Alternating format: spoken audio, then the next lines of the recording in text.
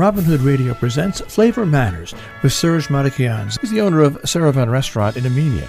If you can't find him in the kitchen or gardens, then follow him either on Facebook or Twitter at ServanNY. Thank you, everyone, for joining us. This is Serge from Servan Restaurant and Flavor Matters. I'm continuing my discussions about Armenia and Armenians around the world, and I am beyond thrilled and honored to have Mary Basmajian, also known as Funny Armenian Girl, a comedian, a producer, a writer, based in Pasadena, California, joining me this morning from her home in Pasadena, California. Good morning, Mary. Thank you for joining us. Good morning, Serge. Thank you for having me. I have to tell you, I am beyond excited and thrilled that you agreed to join me on my small podcast here in New York with Robin Hood Radio. So firstly, I just want to express my deep, deep gratitude and appreciation for your willingness to give us a chance to hear you and then also to wake up so early to join us. Of course. Thank you for having me. I love waking up early. Same here. I'm an early riser. Mary, I want to start the podcast with one of your quotes, which I really liked because I think I have the same feeling as well. So I identified very strongly with it. I will first go with your quote that I was born in a melting pot, but I am not going to lose my flavor. I have to keep my Armenian culture as much as I can. And I want to say why I relate to this so much is because I have often said when I'm interviewed or people have spoken about me is that no matter how you slice, cut, or slice me, I'm an Armenian. So tell me a little bit about that urge or that need to maintain your Armenian culture.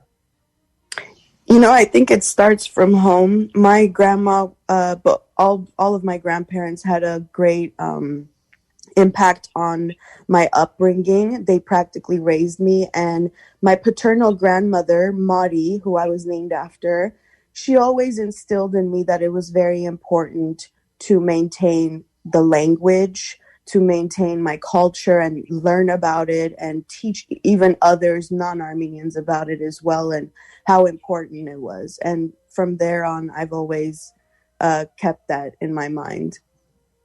And Mari was a very influential person in your life. Both your grandparents were, because did you end up living with Mari or with your maternal grandmother? My maternal grandmother is the one that in 2018, my grandfather passed away. And I had to move in with her and be her caretaker for 24 hours. She needed a caretaker, and I lived with her for a year, and I took care of her. So both your grandparents were either from Alexandria or Cairo, Egypt, went to Armenia. And did your parents meet in Armenia? No, my parents met here in Hollywood. Okay. They were both teenagers when they moved. Both families moved here in 1979. I don't think they knew each other in Armenia, and they met here through a mutual friend. And of course, I don't know if you're aware, but Egyptian Armenians have an annual picnic. And so I think like Egyptian Armenians, like they always keep in touch, and maybe like through mutual friends, they met here in America.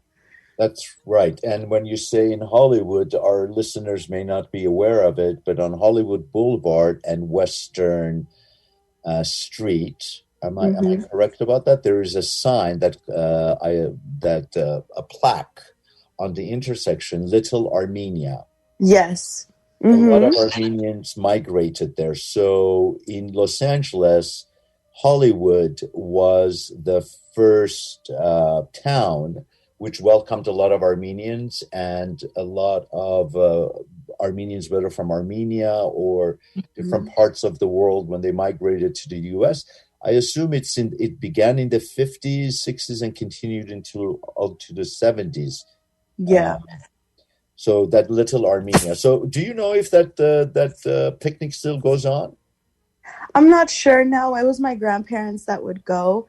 But if I was to find out, I would love to, go and hang out. And I think honestly, it was for a lot of the Egyptian Armenians that had like either repatriated back to Armenia or moved to other parts, and then they found themselves again in Los Angeles and they wanted to gather again. Mm-hmm. And speaking age wise, I believe a lot of those people, they're either really old now or they've passed on. But I'm hoping their kids and grandkids still gather. This is something I would like to find out. I'd look into it. I'm sure. And now there is another epicenter of Armenians in diaspora, and that's Glendale. Oh, yes.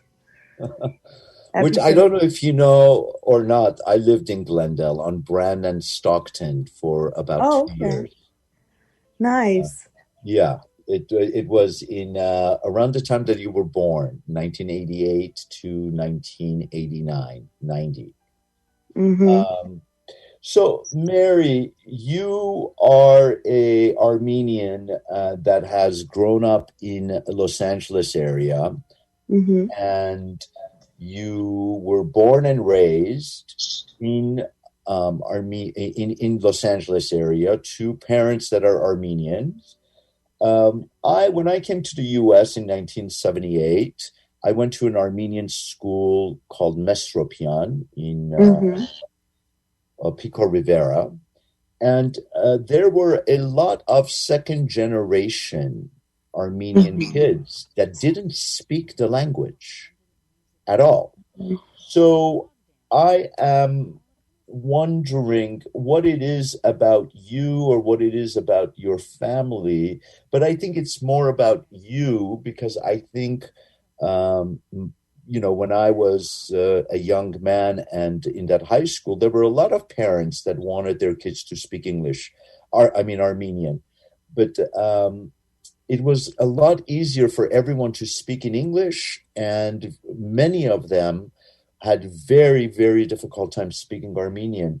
So I'm curious for you as an Armenian woman, what motivated you and what was the thought or the impetus in you that said, oh, I want to speak Armenian. I want to be involved with this. Oh, so much. Well, first of all, if I tried speaking English in the house, like with cousins or friends, whatever, when I was a kid, my grandpa would get really pissed. The paternal grandpa. Get really upset. Did you say he would get very upset? Yes, he would get, yeah, he'd get really upset. He would he would kind of chase us around with his cane sometimes. He'd be like, "Astuni mech hayeranga khostin," like you have to speak Armenian in this house. So there was the fear aspect.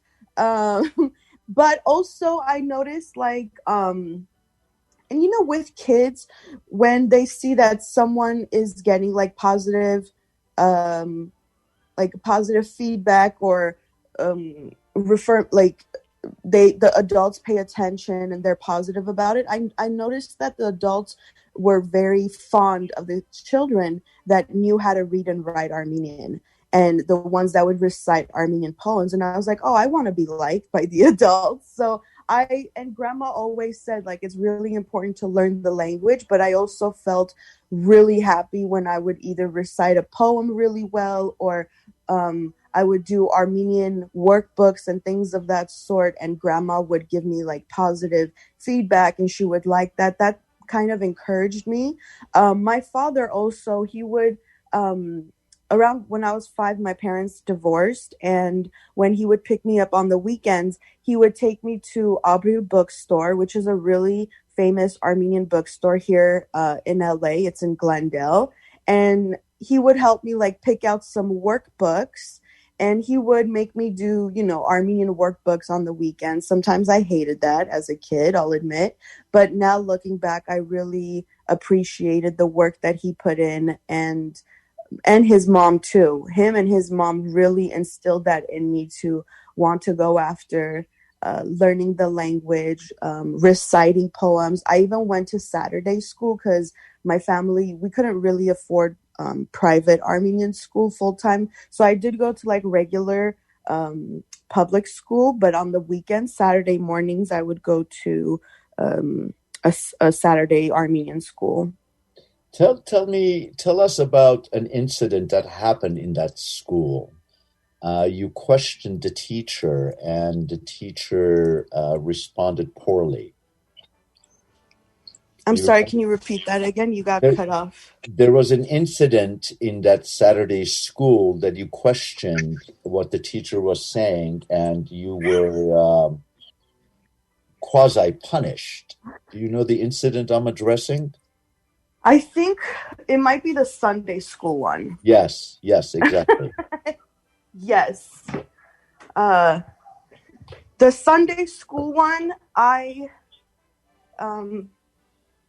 what happened is I was just wondering about the Bible, because I was like, it's been passed down by so many people. How do we know it's, it's accurate, basically? And she slapped me, which I mean, this is 1990s, right? This is 1990s in Armenia. Yeah. This is so slapping a child in 1990s in the USA is just unheard of.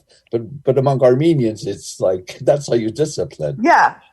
And she was like, she knew my grandma, so like families like knew each other and things like that. And it wasn't as serious. And so, she felt the need that I was questioning too. And then when I told grandma, because I cried and I came home and told grandma, she was, she laughed.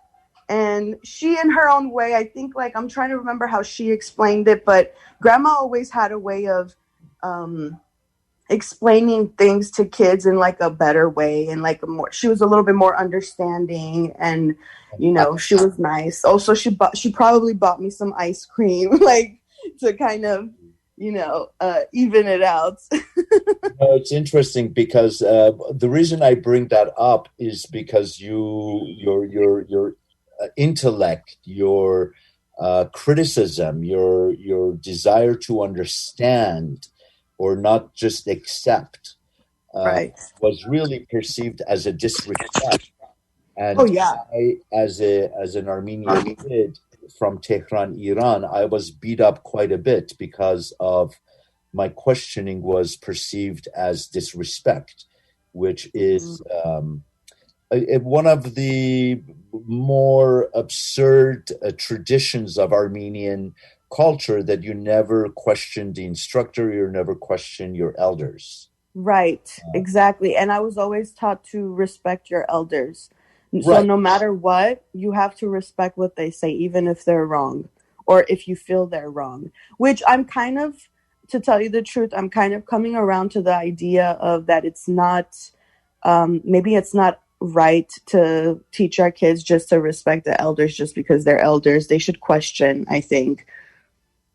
100%. I agree with you. And I think there is a way of encouraging a person to ask the question and answer the question. And if you are a wise Armenian person, you would humbly accept that, maybe I'm not fully right in what I'm saying.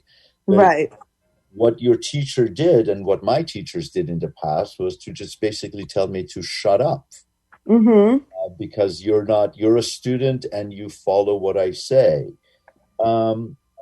Mary, I want to sort of segue into how you learned, we have about 3 minutes left, how you learned at a young age, because you looked different, you were a plump girl, you were shy, and you were sort of bullied. You learned early on that laughter can fend off bullying. Am I putting words in your mouth, or is that an accurate statement?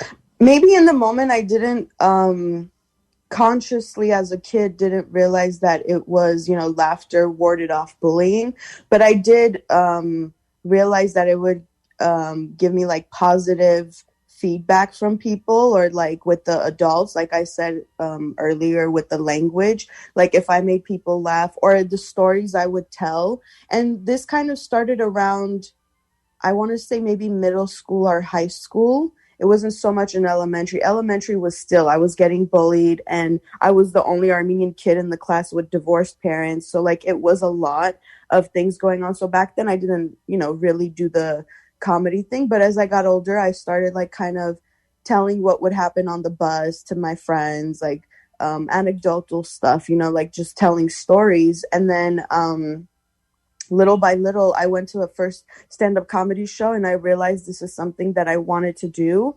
And my friends encouraged it, and that's how I kind of got into it. And of course, there's that whole thing of make fun of yourself before they make fun of you, so you beat them to the punch.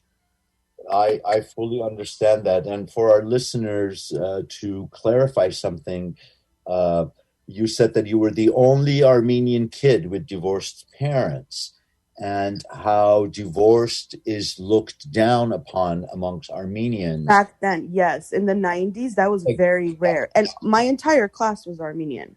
Right. So you sort of were singled out already. And this is a great way of creating a segue for our next episode for what the traditional Armenian boundaries are, and how both you and I have grown up in them, and how they have both encouraged us, informed us, but at the same time, they have also at times suffocated us. Mm-hmm. This is Serge from Servan Restaurant and Flavor Matters. I have the pleasure of speaking with the artist, comedian, writer, Mary Basmadjian. We hope that you will tune in for our next segment. Thank you.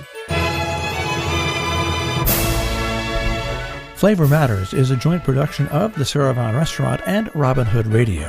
For more information on the Servan Restaurant in Armenia, New York, servan.com on the web.